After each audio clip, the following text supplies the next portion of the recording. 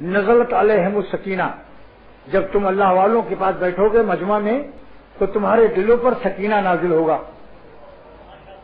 اور سکینہ جب نازل ہوگا تو تمہاری حفاظت کی ضمانت رہے گی۔ کیسے ایسے نہیں سمجھو گے، تفسیر علمانی پیش کرتا ہوں۔ سکینہ کیا چیز ہے؟ هو الذی انزل السکینۃ فی قلوب المؤمنین، اللہ تعالیٰ کی ذات وہ ہے، تعارف ہو رہا ہے کہ اللہ وہ ہے جو ایمان والوں کے دلوں میں سکینہ نازل کرتا ہے۔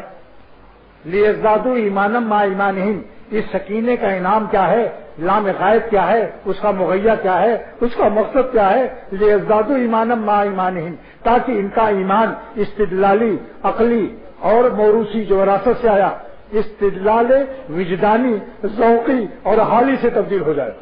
یہ تفسیر بیان قرآن ہے۔ لیزدادوا ایمانہم العقلیہ، استدلالیہ، موروثیہ، بالایمان وجدانیہ، ذوقیہ، حالیہ، ان کو وجدانی اور ذوقی اور حالی ایمان عطا ہو جائے، یعنی جو اولیاء صدیقین کو عطا ہوتا ہے۔ وجدان کیا دل میں اللہ کو پا جائیں۔